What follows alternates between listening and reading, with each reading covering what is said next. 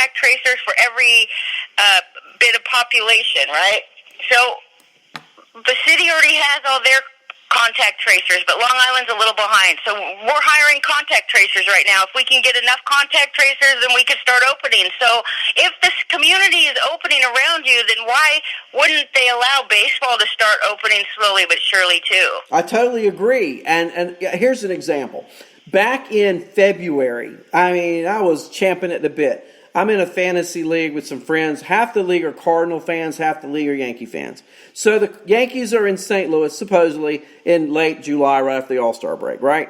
We order tickets. We're ready to go. I've already booked a flight, all this stuff, And now, of course, we know what we're dealing with. Well, I don't know what we'll do if they allow fans back in. I'll probably go to St. Louis, honestly. I'd probably go. Your friends. Yeah. Yeah, it would be the six of us. We'd be sitting together. We'd sort of corral each other. We'd wear our masks. We wouldn't be doing anything stupid.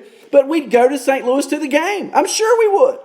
And I bet you, this is my opinion, a lot of people would do the same thing. Not in a stupid manner. And so it's up to the clubs to make sure you're doing it like around here in North Carolina. Churches are opening, but they're only letting people sit within 6 feet of each other. Do the same thing at a stadium. By gosh, we're out in the elements for the most part. There aren't that many enclosed stadiums.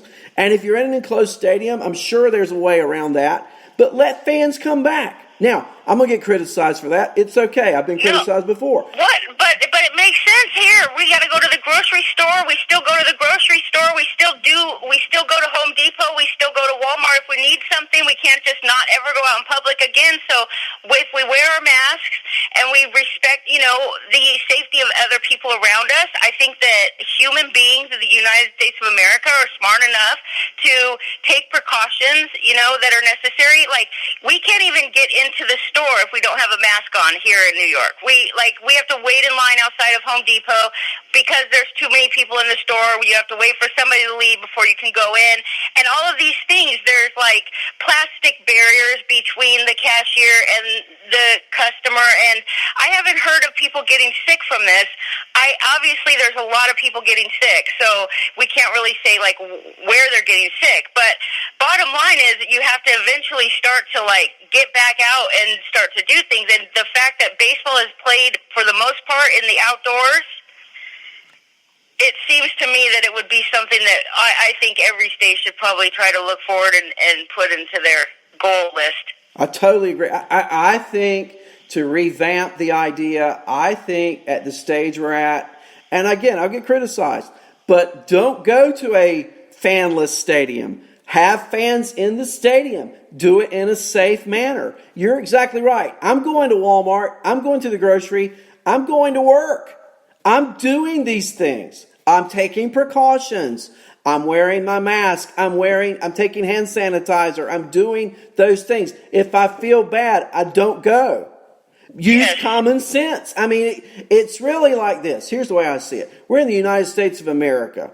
And we're being dictated to on how we can live. I'm going off on a rabbit hole here. But when it comes to sports, if I feel sick, I don't go to a game. I don't go watch the game. I stay at home and watch it on television.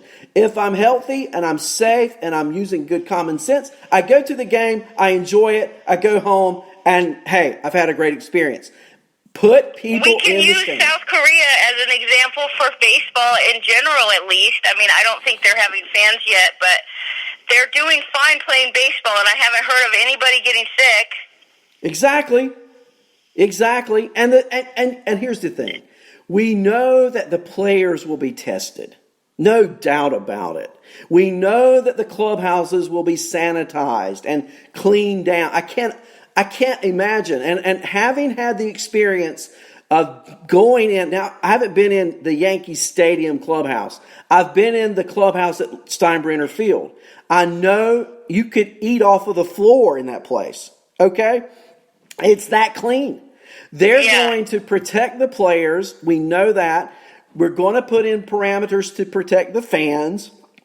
Let's let it go. Can you imagine, Andrea, the fan reaction in Yankee Stadium, in Fenway Park, in Wrigley Field, or in Tropicana Field, if they said, okay, we're going to open it up and we're only going to sell 5,000 tickets. Yeah. How fast would they go? They would sell out immediately, in my opinion. Exactly. And fans would be thirsting and hungering for more, and I know that's still taking a loss, but if I'm charging $50 a ticket and I'm selling 5,000 tickets, okay. So, and I'm going to be making gross revenue. I'm going to be getting some parking fees. I know it's a loss. I get that, but I know it's subsidizing my losses. But can you break even on the cost of having games? Can you break even? That's the question, and I think they can. Malpal brings up an excellent point about these establishments and the liability that they face. When somebody comes into their establishment and these contact tracers, these little mafia freaking tracers, I picture them as like these little bots just like walking around just trying to like find out, tracing everybody's moves and who they talk to and all of this. Is just really a crazy thought to me. But what if they can trace back to the establishment? Like you were there in a restaurant and you got sick, and now because there's lawsuits flying around already everywhere. People are suing for not being able to go back to work. They're suing for having to go back to work. They're suing for all kinds of reasons. And I know that they've been talking about putting in the next relief bill that they pass. They're talking about they're not even going to consider passing it unless it has some kind of protection for these establishments, the businesses that can say, it's your choice if you go somewhere. You take on the responsibility. You're the one that needs to weigh out your pros and cons. There has to be something for those. And I'm sure that can be worked out. Again, I said this a few minutes ago before you called, and I'm so glad you called. This is awesome. But I said it's like an algebraic equation. There's so many variables here, and we're not trying to solve any of them. We got to solve a variable at a time. But I think the fans in the stands, I know it's not like having 50,000 people there, but let's face it. Tropicana Field, for example, when's the last time they sold out? I'm just throwing that out there. Well, maybe they will if they only sell a third of tickets. There you go. It's great for business. There you go. And I think that's what needs to be explored. Now, I'm not saying you just haphazardly sell tickets. I like your point. We got some liability issues. All for that. Take care of that. There are a lot of people smarter than me that can address that issue, right?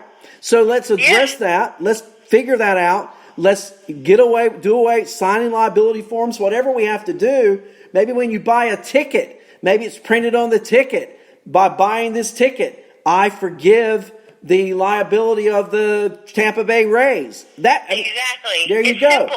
Just that put it on. Simple. Print it on the ticket. You got it made. You're off the hook. So, okay, Arnie, I'll leave you with this. I think that no matter what it is, in my opinion, what it comes down to is, do you want to play the game of baseball or do you not? Do you want to get paid something is better than nothing or not? And I think that they'll be able to negotiate and baseball will start soon. That's what I think. And I do hope you are right. I'll just be frank, Andrea, I'm less encouraged today than I was yesterday.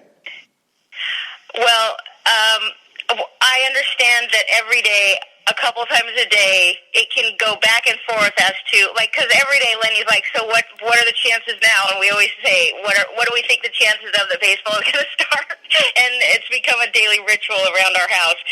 I'm always at 90%, and he wavers between, 60 and 90, and, I get that totally, but I think when it comes down to it, dude, baseball will happen, and that's just my opinion because I refuse. Maybe I'm just trying to see the glass half full. I don't know. I think that when it comes down to it, getting paid something is better than getting paid nothing. And even for the bigger picture for the game of baseball, if they want to get younger fans, now is the time. Now is an opportunity. You got to look at this thing like an opportunity, right? Let's do something real that will attract new fans.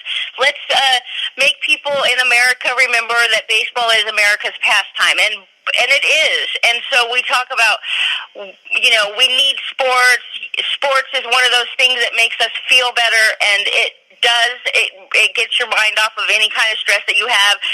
It gives a different kind of stress if you play fantasy, but you know what? It's still the same. It's still an escape from the reality, and right now, there's probably no better time in history that we could need an escape from the reality around us. So I do think it is for the best for the sport of baseball. Let's say they just didn't play this year. What would happen? Like, I'm afraid that baseball is such a sport that is on the verge of losing fans every day, that if they don't play for an entire season, will we even remember baseball? And would that not be just the worst that could happen? Hockey, I think Kevin said this earlier. I'm not a big hockey fan either. Now, we've got the Hurricanes here in Raleigh, and I've been to a Hurricanes to watch them. I enjoy it. It's a lot of fun. And I do, like others, I really enjoy playoff hockey. Look, hockey, I'd say, is the fourth major sport right now behind baseball, football, and basketball. But here's the thing with hockey. If there is no baseball, and if hockey promotes this 24-team playoff, winner-take-all kind of thing, and people who are clamoring, look, I've been watching reruns of games that happened 20 years ago and enjoying it. Wow. If you put hockey on TV and that's the only gig going, I'm going to watch it. And if it's exciting, I may become a hockey fan. And I may decide next year I'm going to go watch the Hurricanes and I'm done with baseball. Yeah, maybe you weren't watching hockey before, but now all of a sudden there's nothing on TV like that golf tournament that happened. That was a brilliant idea by golf. That was an excellent way to get people to watch golf. And golf is the most boring thing to watch, but we all loved watching it. That's exactly right. I watched the Masters from 20 years ago, knowing who was going to win, and enjoyed it. I'm just saying, there may be only 50 or 60 million of us, but it's 50 or 60 million that the baseball community can ill afford to lose to another sport. My favorite golf tournament is the Ryder Cup. Oh, it's awesome, isn't it? Yes. Okay, Arnie, I'll let you go. I hope I didn't take up too much time. Oh, I love it. I love you calling. It's great talking to you. Okay, bye. Bye-bye. That's Andrea Lamont, the First Lady of Fantasy. Andrea, thank you for calling and for your insight and input and great discussion. Wow. What a day. What a day. It's been like the shortest hour I've ever spent doing a podcast. Wow. Anybody else want to call in? We're going to wrap this up. If you don't, I'm going to wrap it up shortly. But I want to thank Andrea. I want to thank Kevin Hastings for calling. Anyone else that wants to call, I'm going to put the number up one more time. And we will see if we have any more callers to call in. What a great show, great input. And none of us know what's going to happen. And I think we probably will hear things today. We'll probably hear things tomorrow. I still say by June 1st. And I know today's date is the 28th of May. I know that. But I think by June 1st, we're going to know something. We're going to know something, whether we're going to have a season or not. And I just hope that Fred Manfred, the powers that be, boy, I wish they'd listen to this podcast one time and just understand that it's not just about now, guys. It's about the future of the sport. I was watching the Ken Burns documentary series last night, and it was Babe Ruth, right? It was the 20s. It was a time when the nation was at its height and then went to its depths with the stock market crash. But there was baseball. There was baseball, and there were players who didn't complain about salary. They played the game because they loved it. And the nation focused on that. And now we need our nation to focus on something positive. Baseball, you have an opportunity. You would be the only show in town right now. Football season doesn't start for a few months. Basketball and hockey are thinking about what they're going to do. You, baseball, work out these issues between ownership and players. Let's get on the field. Let's hear the crack of the bat. I think it will surprise people at local market ratings. I think they will be through the roof. I think if they will open up stadiums, fans will clamor to go. And I think if we can get through the season with a good organization in place, limiting travel, that we have a postseason, it could well be, yes, I believe this, one of the most watched playoffs in the history of the sport. I really believe it. I really believe it. So, I want to thank you guys for being with me this morning, those in the chat room, those who have called in. We'll be back again.